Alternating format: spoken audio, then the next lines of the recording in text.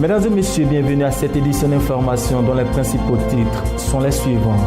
Le MIFEV, édition juillet 2018, s'est tenu le samedi 14 juillet 2018 au centre Réma d'Abidjan. Yopougon MIFEV, c'est le ministère d'intercession des femmes de valeur. Sur le continent africain, nous restons dans la dynamique de la célébration du 100e anniversaire de la naissance de Nelson Mandela. Ses proches se souviennent de ce héros africain. Au Cameroun, la présidentielle est fixée au 7 octobre 2018 selon un décret pris par le président Paul Biya le 9 juillet dernier. Le président Paul Biya est également candidat à sa propre succession. Au Mozambique, l'on fait désormais la promotion des langues locales qui seront obligatoires dans l'enseignement jusqu'à l'âge de 10 ans. Et puis en sport, l'équipe de France, devenue championne du monde, est surnommée dernière nation africaine du mondial. Un surnom qui sonne comme une critique de la société française, mais qui a aussi des points positifs. Madame, Messieurs, bienvenue. C'est toujours un plaisir pour nous de vous retrouver à ce rendez-vous de l'information au chapitre religion, avec pour mission d'aider et d'intercéder pour les foyers en situation de trouble. Le MIFEV, ministère d'intercession des femmes de valeur, a respecté son rendez-vous de prière mensuel. C'était le samedi 14 juillet 2018 au centre Réma d'Abidjan. Yopougon, voici les faits marquants du MIFEV de juillet 2018. C'est plus de 200 femmes qui ont répondu présentes à l'appel de la 4e édition du MIFEV qui s'est tenue ce samedi 14 juin 2018 au centre Réma de Yopougon. Et à cet effet, elles ont été enseignées sur les attitudes à avoir en tant que femme vertueuse par la servante de Dieu, Maman Shekina, qui par la suite a conduit ses sœurs dans un temps fort de prière et de proclamation.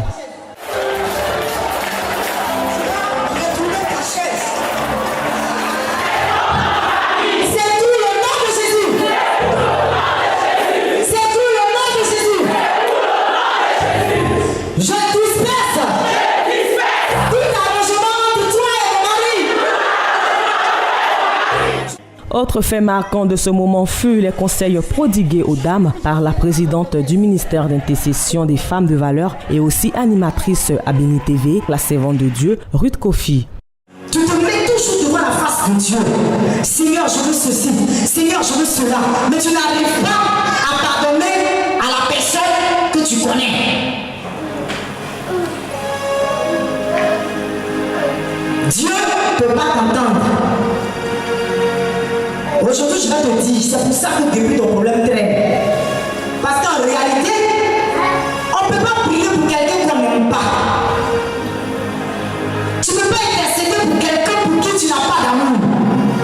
Tu ne peux pas intercéder pour quelqu'un pour qui tu as emprisonné dans ton cœur.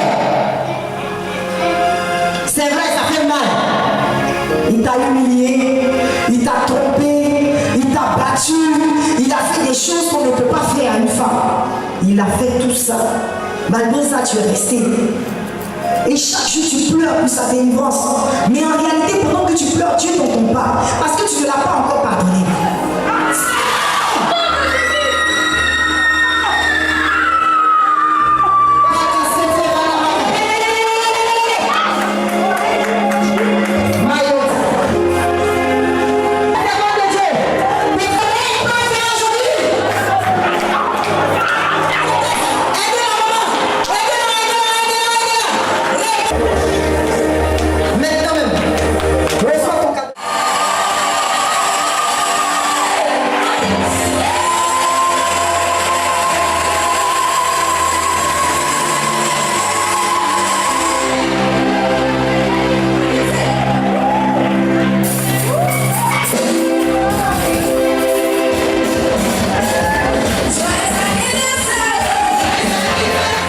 Et c'est sous une note de gaieté et de célébration de l'anniversaire de la présidente de ce ministère que s'est clos ce beau moment. Sur le continent africain, l'Afrique du Sud continue de célébrer le centenaire de la naissance de Nelson Mandela et à l'occasion de cet anniversaire, ses proches, son ex-femme et son petit-fils étudiant à Washington évoquent ici l'héritage laissé par le dirigeant sud-africain. Grâce à Machel, l'ancienne épouse de Nelson Mandela rend hommage à l'homme de valeur qui était le premier président noir de l'Afrique du Sud. Dans une interview accordée à l'AFP à l'occasion du 100e anniversaire de sa naissance, Grâce Machel rêve d'une nation arc-en-ciel qui s'était imprimée totalement de l'héritage laissé par Nelson Mandela. Nous voulons que les gens se souviennent des valeurs que Madiba représentait. Et pour nous, c'est de dire, peu importe qui vous êtes et où que vous soyez un professionnel, que vous soyez en milieu rural ou urbain, qui que vous soyez, vous avez les graines de ce qui est symbolisé par la façon d'être de Madiba dans la société.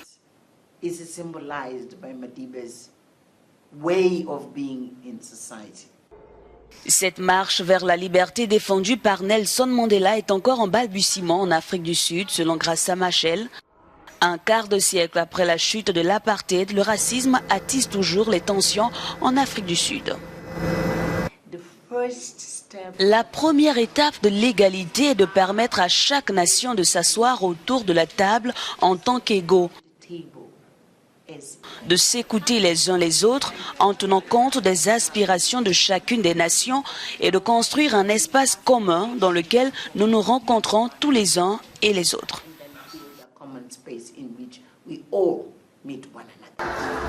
L'Afrique du Sud célèbre cette année le centenaire de la naissance du père de la nation arc-en-ciel, né le 18 juillet 1918 et décédé le 5 décembre 2013. La présidentielle au Cameroun a été fixée au 7 octobre prochain selon un décret du président Paul Biya, également candidat à sa propre succession. Au sein des quartiers généraux des partis politiques, l'on s'apprête pour cette date fatidique, à commencer par le choix des candidats. Le 7 octobre 2018, le peuple camerounais aura un rendez-vous capital avec son destin, l'élection présidentielle. Le chef de l'État, Paul Biya, garant des institutions, a signé un décret relatif le 9 juillet 2018. Une annonce qui a créé une émulation au sein des quartiers généraux de certains partis politiques. Du côté de l'Union nationale pour la démocratie et le progrès, l'UNDP, il est désormais question de choisir son candidat. On va étudier toutes les candidatures, mais il ne faut pas exclure qu'il n'y en ait pas. Là également, le parti devra se prononcer.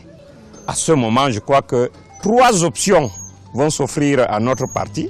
Soit réactiver la plateforme actuelle, soit construire une nouvelle alliance avec une nouvelle plateforme, soit alors boycotter purement et simplement cette élection. Au sein du Social Democratic Front, premier parti d'opposition au Cameroun, le travail se poursuit avec la convocation du corps électoral. Selon les responsables, le candidat choisi est sur le terrain et n'attend plus que la déclaration de candidature de son adversaire traditionnel, le président Biya. Et donc, nous attendons maintenant que M. Biya se déclare. S'il est capable, s'il est encore capable de continuer à diriger ce pays. Ce n'est pas seulement de convoquer le corps électoral, mais maintenant qu'il se déclare, qu'ils viennent dans la campagne, qu'on aille sur le terrain, qu'on aille parler aux Camerounais, qu'on aille promettre aux Camerounais ce que nous avons à faire. Cette convocation du corps électoral qui vient mettre fin aux inscriptions sur les listes électorales lance également le compte à rebours qui conduira les électeurs aux urnes dans un délai de 3 mois. Au Sénégal, Khalifa Sall reste en prison. La demande de liberté du maire de la capitale sénégalaise a été rejetée mercredi par la Cour d'appel de Dakar. Cette décision de la justice sénégalaise fait suite à un arrêt de la CEDEAO qui dénonce le non-respect de ses droits. Pas de changement de régime pour Khalifa Sall. Le maire de Dakar reste en prison. Sa demande de liberté a été encore rejetée ce mercredi par la Cour d'appel de Dakar, malgré l'arrêt de la CEDEAO dénonçant le non-respect de ses droits. Pour justifier sa décision, le juge Demba Kandji a indiqué n'avoir rien dans son dossier qui prouve qu'il y a eu une décision rendue par la juridiction communautaire.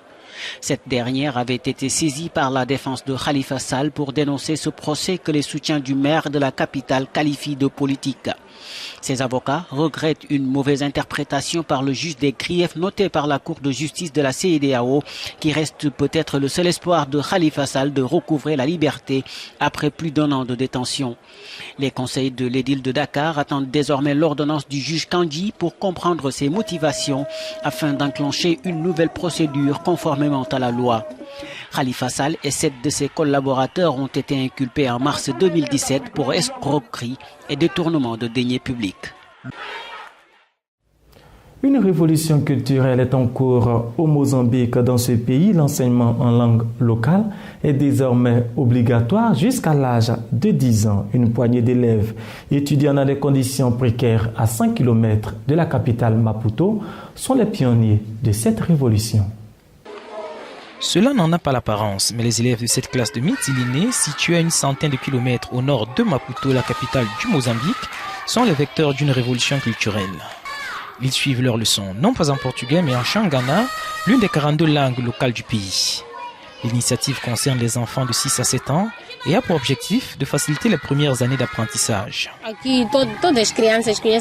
Tous les enfants ici parlent Xangana, à part quelques-uns qui viennent de la ville.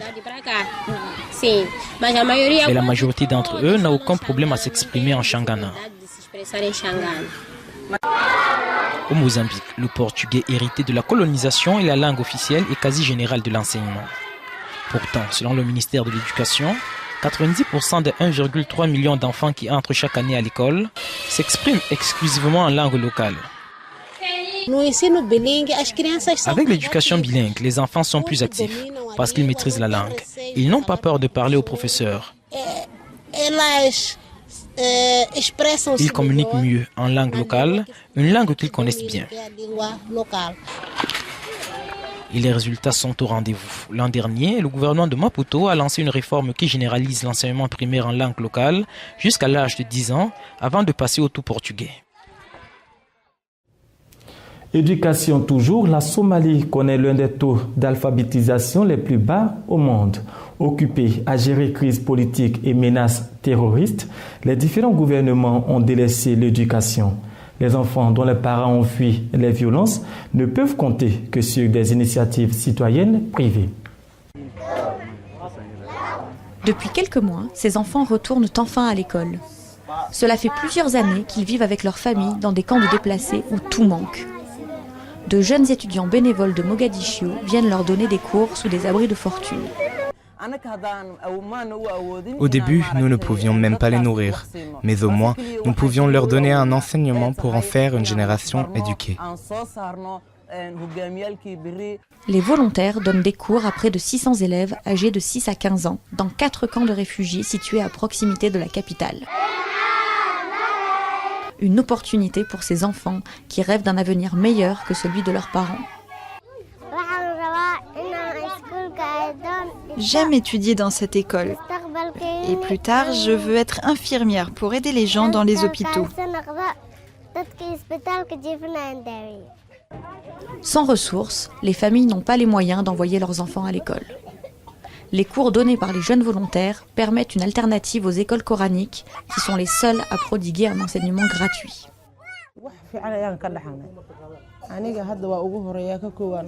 Ces volontaires donnent des cours à plusieurs de mes enfants parce que je ne peux pas payer les frais de scolarité. Avant, j'ai fait tout ce que j'ai pu pour que 2 de mes fils aillent à l'école. Ça représentait $20 par mois chacun. J'ai d'autres enfants et je ne peux pas payer leur scolarité.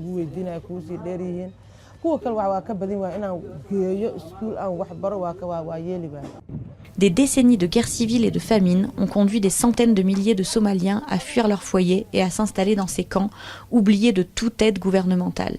Selon une ONG internationale, il serait plus de 800 000 dans ce cas. Des chaussures et des sacs à main à partir de la peau de poisson, c'est possible et cela se fait au Kenya. Pour créer des emplois et des richesses, une entreprise kenyane s'est lancée dans le recyclage des peaux de poisson pour en faire du cuir. Ici, la peau de poisson est transformée en chaussures, en sac à main et aussi en portefeuille. Nous suivons. Transformer de la peau de poisson en cuir, c'est le pari fou de Newton, un tanneur basé à Kisumu. Une fois les écailles enlevées, la peau de poisson sèche pendant une journée au soleil. Newton peut maintenant commencer à tanner. Première étape, la macération dans un tambour, puis il faut retirer la chair restante avant de pouvoir étirer le tout. Voici maintenant ce qu'on appelle la croûte de cuir, du cuir de poisson. Newton a créé son entreprise en 2012. Avant, il travaillait pour une tannerie de la région. Après avoir vu la quantité de déchets dans le secteur poissonnier, il a voulu valoriser les peaux jetées. À Kisumu, nous avons plusieurs entreprises de filetage qui produisent près de 150 000 tonnes de déchets de poissons. 80% de ces déchets sont en réalité des peaux de poisson. Avant, ces peaux étaient jetées. Aujourd'hui, Newton emploie 12 personnes à plein temps et il forme des jeunes au métier de la tannerie. Agnès travaille avec lui depuis presque 4 ans. Avant, elle avait du mal à joindre les deux bouts. J'ai découvert ce travail et ma vie a changé. Avant, c'était difficile, maintenant, ça va beaucoup mieux. L'objectif de Newton, recycler les déchets de poissons et leur donner une nouvelle vie, mais aussi fabriquer des chaussures et vêtements à des prix accessibles. Si nous avons des poissons, pourquoi ne nous pourrions pas être fiers de nos poissons et en profiter économiquement? Quand je porte mes chaussures et ma veste, je suis heureux et fier.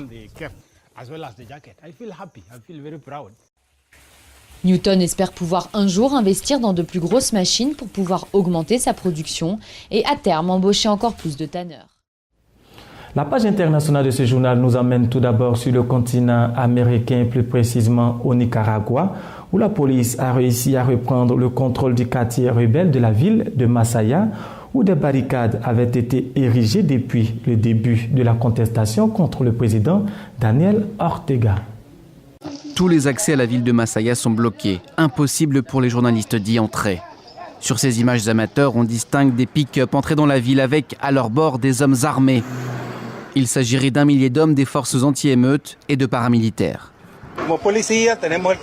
On nous a donné l'ordre direct du président et de la vice-présidente de nettoyer toutes les barricades. Nous le ferons, quel qu'en soit le prix. Les barricades, ce sont ces murs de fortune derrière lesquels se protègent ces habitants opposés au président Ortega. On est sur l'une des barricades qui est en train d'être attaquée. La police essaie d'entrer de tous les côtés. Dès l'aube, les rues résonnent au son des coups de feu. Cet homme montre ce qui semble être des balles de gros calibre. Lui et les autres répliquent au mortier artisanal et au jet de pierre. L'assaut aurait fait plusieurs morts et des blessés. À 6h pile, ils ont commencé à nous attaquer. Ils nous encerclent complètement. On essaye de résister du mieux qu'on peut. Nous avons besoin d'aide, de munitions et de médicaments pour les blessés qui sont ici. Après plusieurs heures d'affrontement, les forces gouvernementales annoncent avoir repris le contrôle du quartier rebelle. Pour cette association des droits de l'homme, le président Ortega doit répondre de ses actes. Daniel Ortega viole le code pénal du Nicaragua, qui qualifie comme un délit l'agression armée de civils désarmés. C'est ce que fait Daniel Ortega aux yeux du monde entier. Il a commis un crime contre l'humanité. Cet assaut serait le plus important mené depuis le début de la répression il y a 3 mois. Au total, les violences ont causé la mort d'au moins 280 personnes. Nous restons au Nicaragua pour suivre ce portrait du président Daniel Ortega. L'ancien leader nationaliste Daniel Ortega, qui menait la révolte contre la dynastie des Somoza il y a 40 ans, est aujourd'hui présenté comme un dirigeant qui s'accroche au pouvoir. La contestation contre Daniel Ortega a déjà fait plusieurs morts. Le fils d'un cordonnier devenu héros révolutionnaire. Dans les années 60, Daniel Ortega rejoint le Front sandiniste de libération nationale, mouvement de gauche qui va chasser du pouvoir la dictature dynastique de la famille Somoza. Il dirige ensuite la révolution sandiniste de 1979 à 1990, combattant les Contras, ces groupes armés anticommunistes financés par les États-Unis. Ortega devient président en 1985, mais son premier mandat est marqué par la poursuite de la guerre civile et il est battu dans les urnes 5 ans plus tard par Violeta Chamorro. Il troque ensuite ses tenues militaires pour des chemises blanches et remplace les slogans marxistes par des propositions plutôt libérales, ce qui lui permet d'opérer un retour victorieux en 2006, enchaînant depuis 3 mandats consécutifs. Sous sa présidence et grâce à sa relation privilégiée avec les dirigeants des grandes entreprises, le Nicaragua connaît une croissance annuelle de 4,2%, l'un des plus hauts de la région. Mais les opposants voient en lui un autocrate élu.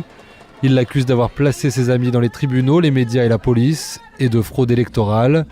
Depuis la nomination de sa femme Rosario Murillo comme vice-présidente, ses détracteurs craignent un verrouillage du pouvoir. Des mois de manifestations et de répression ont affecté l'économie et l'association des entreprises privées du pays juge désormais que leur alliance avec Ortega était une erreur. Abordons à présent un sujet plus gai en nous rendant en France et allons à la découverte des scouts et guides de France. Le scoutisme français est le mouvement le plus populaire du pays et enregistre tous les jours de nombreux nouveaux adhérents. Chaque année, le temps d'un camp d'été, les scouts apprennent à des centaines d'enfants et adolescents à se prendre en charge. À table! C'est l'heure du réconfort pour ces scouts de France. Des pionniers caravelles, ou pioca, les 14-17 ans, reconnaissables à leur chemise rouge. Un bénédicité, bien sûr, mais version relax.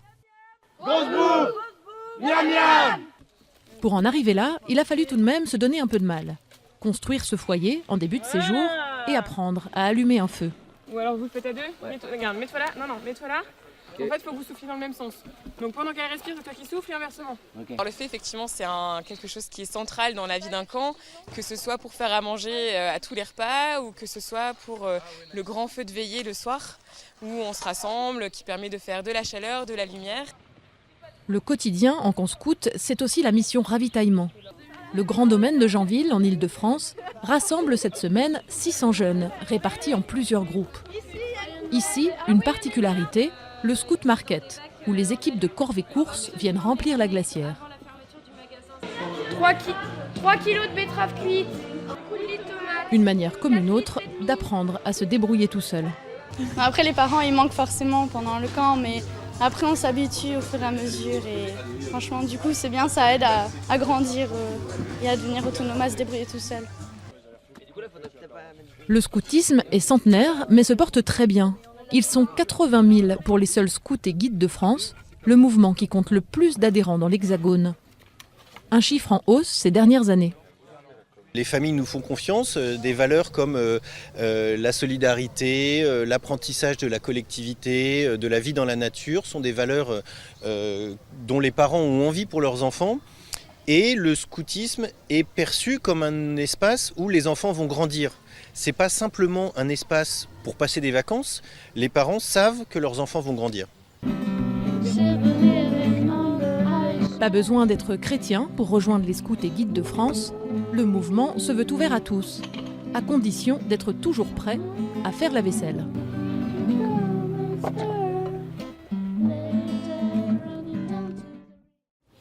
Et comme il est de coutume, c'est sur une note de sport que nous allons refermer ce journal. Tout juste auréolé de leur titre de champion du monde, les joueurs de l'équipe de France ont dû s'accommoder d'un nouveau surnom, celui de dernière nation africaine du mondial. Un surnom qui sonne comme une critique de la société française, mais qui n'a pas que des côtés négatifs. Nous suivons. La France, championne du monde 2018. Le continent n'a pas assisté aux mêmes scènes de liesse populaire observées dans les villes françaises. Cependant, à travers l'Afrique et au-delà, les Bleus ont dû s'accommoder du surnom de dernière nation africaine du mondial. Pour cet enseignant d'histoire de l'Université du Michigan aux États-Unis, l'équipe de France est à l'image de la société française contemporaine. De nombreux joueurs français ont des origines africaines. C'est le signe de la nature cosmopolite de la France contemporaine. C'est une question de grande fierté pour de nombreux Ouest-Africains, en particulier de voir des joueurs tels que Pogba, Kanté et d'autres réussir sur la scène mondiale. Mais cela a également un goût aigre doux parce que cela signifie que les grands talents qui viennent d'Afrique bénéficient souvent à l'Europe plutôt qu'aux pays africains. La police est accusée d'avoir tenté de stopper les transports publics qui relient Paris et sa banlieue le dimanche de la finale. Un acte perçu comme du racisme alors que les migrants et les minorités vivent en majorité en périphérie de la capitale. L'équipe nationale de France, comme en 1998, a été élevée au rang de symbole d'une France multiculturelle, inclusive et tolérante. C'est un mélange racial et je pense que c'est une démonstration de cela en plusieurs points. Mais quand vous regardez en dessous de la surface, ce type de décision prise par les autorités reflète un pays plus divisé. Selon le Washington Post, au moins 12 joueurs parmi les champions du monde français revendiquent des origines africaines. Nous avons été ravis de vous présenter ce journal qui a été réalisé par Rebecca Kobei. Christ, lui, il reste le même hier, aujourd'hui et éternellement. À bientôt.